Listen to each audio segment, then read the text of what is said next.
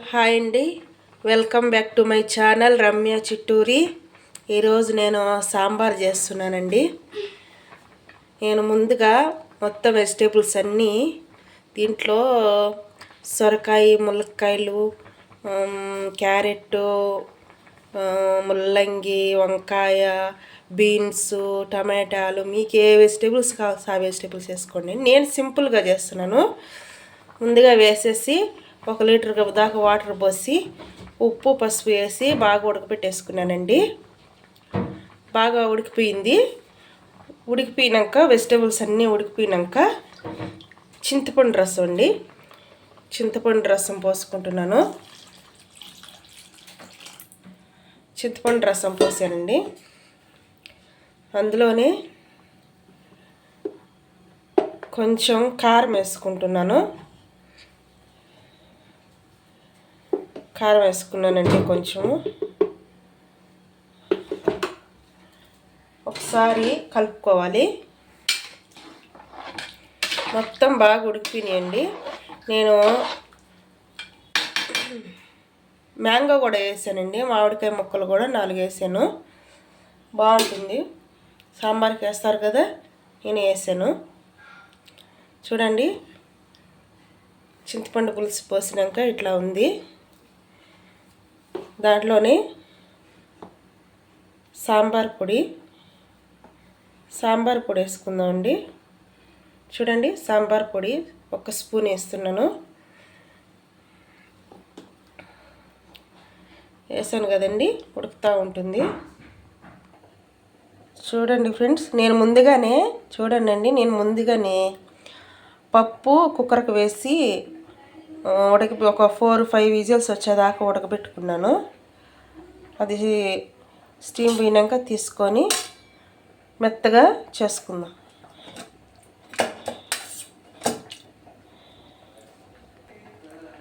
చూడండి, అలా రుబ్బేసుకొని వేసేసుకుంటున్నాను. సాంబార్లో వేసేసానండి. చూడండి, ఇంకా కొంచెం వాటర్ పోసుకుంటున్నాను. నేను వాటర్ పోసుకొని మొత్తం కలిపేసుకోవాలి. చూడండి, ఇలా మొత్తం కలిపేసుకొని బాగా ఇంకన్నీ వేసినాం కదండి. కారము, సాంబార్ మసాలా, పప్పు, చింతపండు అన్నీ వేసాం కదండి. అన్నీ వేసినాక మళ్ళీ కొంచెం వాటర్ పోసుకొని కొంచెంసేపు ఉడికించుకోవాలి. కొంచెం మరగాలండి, బాగా మరుగుతుంది. మరిగినాక మళ్ళీ చూద్దాము. నేనైతే ముక్కలన్నీ మామూలుగానే ఉడకపెట్టానండి. మీకు టైం లేదు, త్వరగా చేసుకోవాలనుకునే వాళ్ళు కుక్కర్లో వేసుకోండి. పక్క కొంచెం పప్పు కుక్కర్లో, దాంట్లో వెజిటబుల్స్ అన్నీ ఇంకో కుక్కర్లో వేసుకుంటే త్వరగా టైం సేవ్ అయిపోతుంది. త్వరగా చేసుకోవాలంటే అట్లా చేసుకోండి. ఒక 2 విజిల్స్ అయితే వెజిటేబుల్స్కి సరిపోతుందండి. మరి మెత్తగా అయితే మళ్ళీ బాగోదు కదా, ముక్కలుగా ఉంటేనే కదండి బాగుంటుంది. చూడండి, ఇంక మరగనిద్దాం దీన్ని. చూడండి, సాంబారు తెరులుతూ ఉంది. చూడండి ఎలా తెరులుతుందో, దగ్గరకు వచ్చేసింది, అయిపోవచ్చింది సాంబారు. అందులోకి మనము తిరగమూత పెట్టుకుందాం. దీనికి మూత పెట్టేస్తుంది, ఉడుకుతూ ఉంటుంది. తిరగమూతకి కొంచెం ఆయిల్ వేసుకున్నాను. ఆయిల్ వేసుకొని అందులో ఆవాలు, జీలకర్ర, మెంతులు కూడా కొంచెం వేసుకోండి, బాగుంటుంది. అవంతా వేగనివ్వాలి. తాలింపు సింపుల్గానే వేడేసుకుంటే సరిపోతుందండి. ఆవాలు, మెంతులు, జీలకర్ర అన్నీ వేసేసి తర్వాత అవి చిటపటలాడుతున్నప్పుడు 2 ఎండుమిరపకాయలు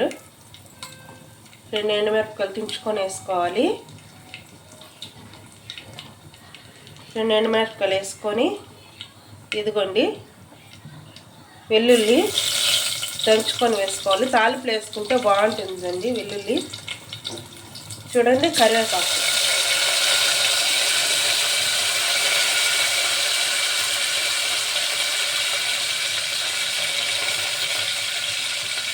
కరివేపాకండి చూడండి వేసుకోవాలి.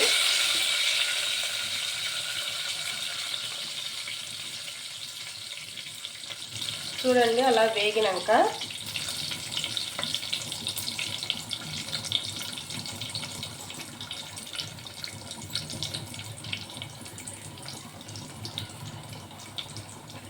వేగుతూ ఉంది కదండి, చూడండి సాంబారు వేగుతూ ఉంది కదా. ఇప్పుడు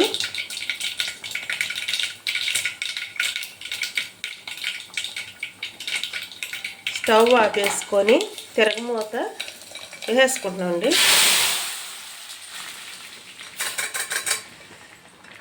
చూడండి ఇట్లా వేసేసుకున్నాక